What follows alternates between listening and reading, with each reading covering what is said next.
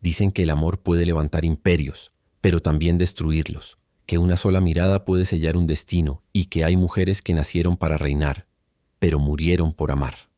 Esta es la historia de una de ellas, la mujer que fue reina desde que era apenas un bebé, la que desafió a reyes, sobrevivió a traiciones y al final murió con el nombre de un hombre en los labios. La historia que el poder quiso silenciar, la historia de María Estuardo, la reina que murió de amor y que la historia quiso olvidar. Todo comenzó con una cuna dorada y una corona demasiado grande para una cabeza tan pequeña. María nació en 1542 en el frío castillo de Linlithgow, Escocia. Su padre, el rey Jacobo V, murió apenas días después de su nacimiento, dejando la reina con solo 6 días de vida. Imagínate eso, una nación entera en manos de una bebé. Desde ese instante su vida no fue suya. Fue una pieza en el ajedrez de la política europea. Una joya peligrosa que todos querían poseer.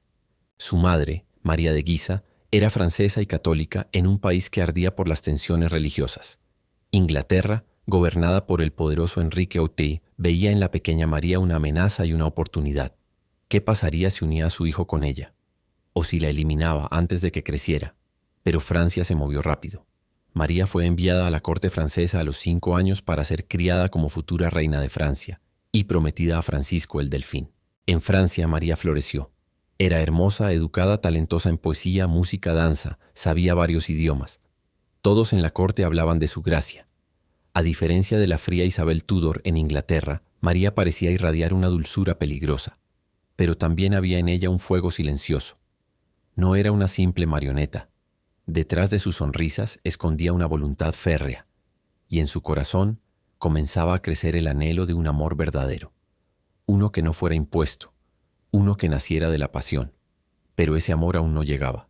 A los 16 años se casó con Francisco. La boda fue un espectáculo, y María, la joya más brillante. Pero el destino no perdona. Francisco murió apenas 2 años después, enfermo y débil, dejando a María viuda y sin trono en Francia. Humillada por la nueva reina madre, Catalina de Médici, María no tuvo más opción que volver a su tierra natal, Escocia, un país que ya no conocía, un país hostil, dividido, protestante y sediento de poder. Cuando María regresó a Escocia, era una reina viuda, católica y extranjera para muchos.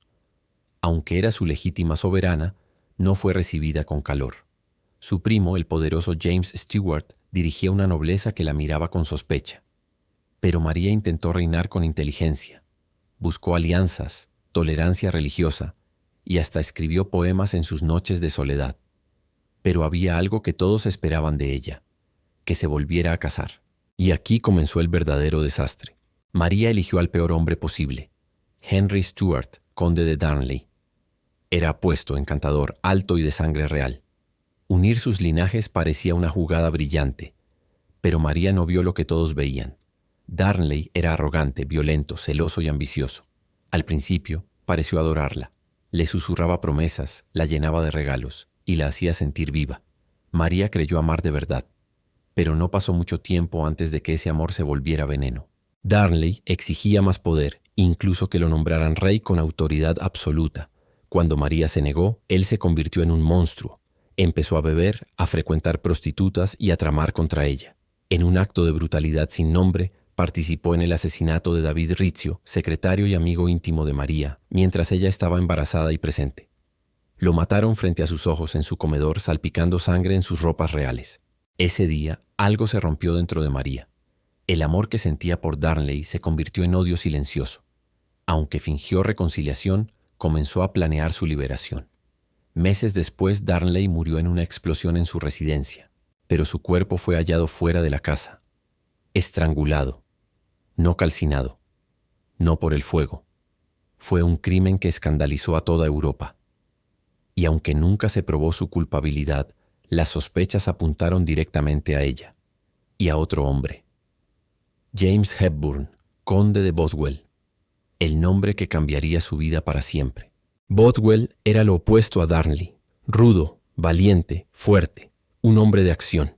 Algunos decían que él la amaba, otros que la manipuló. Lo cierto es que poco después del asesinato de Darnley, María se casó con él. Un escándalo, una locura. Algunos cronistas dijeron que fue secuestrada, violada, obligada. Otros que se entregó voluntariamente, quizás por amor o desesperación. El pueblo la repudió, la nobleza la abandonó. Su propio país se volvió en su contra. Fue capturada, encerrada, obligada a abdicar en favor de su hijo. Y desde ese momento María dejó de ser reina, para convertirse en prisionera de la historia. Pero aún quedaba un capítulo más, uno más cruel, más íntimo, más trágico. Buscando ayuda, María huyó a Inglaterra. Su prima, la reina Isabel I, le prometió protección, pero en realidad María era su mayor amenaza. Muchos católicos ingleses la veían como la verdadera heredera al trono, y por eso Isabel no la ayudó. La encerró, durante 19 años. Sí, 19 años, casi 2 décadas, en castillos, habitaciones frías, bajo constante vigilancia. A veces con sirvientes, a veces completamente sola. Escribía cartas, rezaba, lloraba, soñaba. Y en ese encierro, entre sombras, surgió un último suspiro de amor. Un joven caballero, llamado Anthony Babington, le escribía en secreto, le juraba lealtad, le hablaba con dulzura, le prometía liberarla. María, hambrienta de afecto, de conexión humana, comenzó a responder. Sus cartas eran tiernas, desesperadas, hablaban de esperanza, de fe, y sí, de amor. Pero era una trampa. Las cartas eran interceptadas. Babington planeaba un atentado contra Isabel y María, aunque indirectamente, fue implicada. Había caído en la red. Isabel firmó su condena a muerte, temblando, porque sabía que estaba matando a una mujer, a una prima, a una reina, a una madre, a una mujer que solo había querido amar y ser libre. El 8 de febrero de 1587, María Estuardo fue llevada al cadalso. Iba vestida de terciopelo negro, con dignidad, con la frente en alto. Bajo su vestido llevaba una túnica roja, el color de los mártires. Perdón, no pidió, solo dijo que moría católica y que perdonaba a sus enemigos. Se arrodilló. El verdugo falló en el primer golpe, tuvo que dar otro, y luego otro, hasta que finalmente su cabeza rodó. En sus labios, dicen algunos, susurró el nombre de un hombre. Nadie sabe cuál. Tal vez fue Francisco, su primer amor. Tal vez Ricio, su amigo fiel. Tal vez Bothwell, el hombre que la arrastró al abismo. O tal vez no fue un nombre, sino una palabra, amor. Pero el eco de su historia todavía hoy resuena. El cuerpo de María Estuardo yacía inmóvil, pero su historia apenas comenzaba a latir con más fuerza. Mientras su cabeza era colocada en un cojín frente al verdugo, un murmullo recorrió la sala. Algunos lloraban en silencio, otros permanecían rígidos, sin saber si habían presenciado justicia o un crimen sagrado. Dicen que cuando el verdugo alzó su cabeza ensangrentada para mostrarla al pueblo, su peluca se desprendió.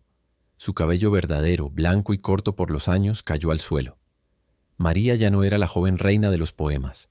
Era una mujer consumida por el encierro, por el amor frustrado, por la traición.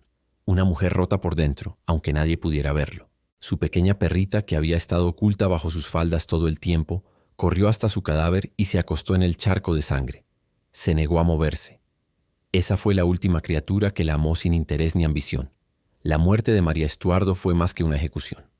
Fue un terremoto político, emocional y simbólico. Isabel I y su prima, su enemiga, su espejo invertido, se encerró durante días llorando. Afirmó no haber querido firmar la sentencia, que lo había hecho bajo presión. Pero la tinta en el pergamino hablaba claro.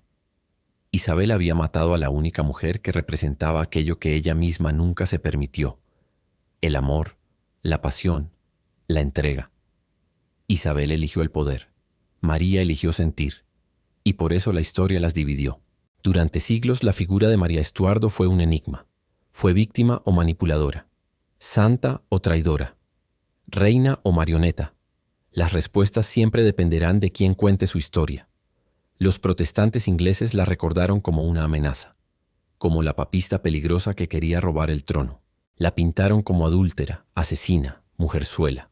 Pero en Francia y en Escocia fue recordada como mártir, como una reina romántica, mártir de su fe y de su corazón.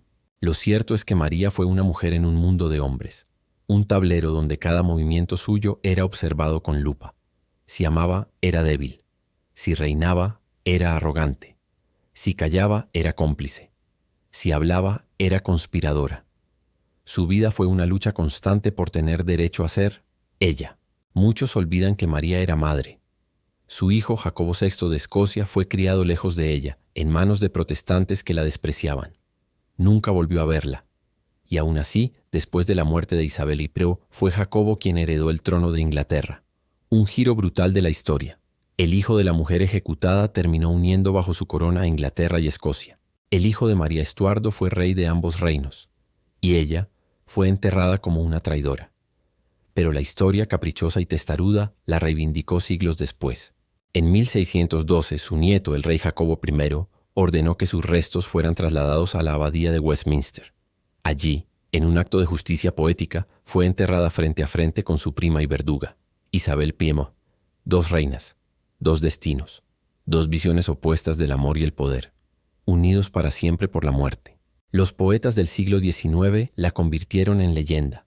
Escritores como Friedrich Schiller y Victor Hugo escribieron sobre su martirio.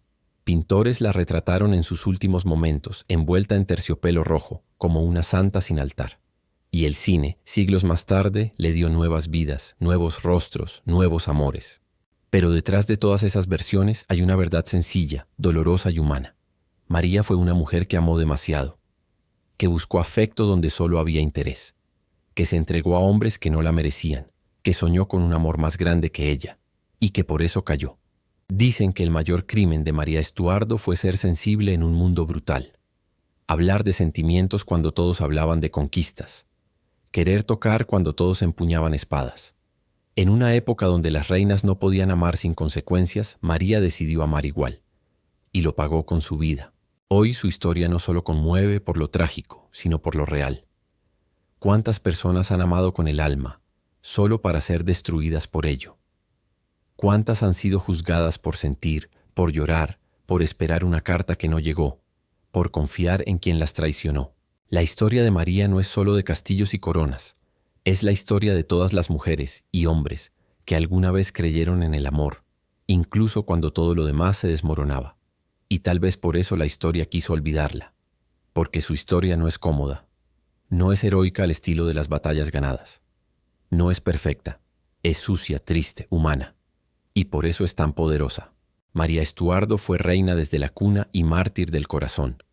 Murió entre rezos, con una túnica roja y una carta de amor en el alma. Y aunque su vida fue escrita por hombres poderosos que quisieron callarla, su muerte hizo más ruido que todos ellos. Hoy, siglos después, todavía la escuchamos. Todavía duele. Y todavía nos enseña que el amor, cuando es verdadero, deja huellas que ni la historia puede borrar. Dicen que en las noches frías de Escocia, cuando el viento sopla entre las ruinas de antiguos castillos, se escucha un susurro entre los muros. No es un grito de guerra, ni una orden real. Es una plegaria, un lamento suave, como el murmullo de una mujer que aún espera. Algunos creen que es María, la reina sin reino, caminando entre sombras, buscando lo que nunca tuvo. Un amor que no la destruyera, un hogar que no la traicionara. Una tumba donde pudiera descansar sin culpa. Pero quizás no es solo su voz. Quizás son todas las voces que fueron silenciadas por amar demasiado. Porque cuando una historia como la de María se cuenta, no solo se recuerda, se libera. Y al liberarla, nos liberamos un poco también nosotros. María Estuardo no fue solo una reina. Fue una mujer real, frágil, valiente, intensa. Su historia no tiene un final feliz, pero tiene un eco eterno. Y si llegaste hasta aquí, es porque también sentiste algo. Porque también crees que hay historias que merecen ser contadas, aunque duelan, aunque incomoden, aunque el mundo haya querido olvidarlas. Suscríbete a este canal para seguir descubriendo las vidas de aquellas reinas que no se rindieron, aunque el mundo las traicionara. Porque recordar es resistir, y porque a veces las historias más tristes son las que más nos sanan.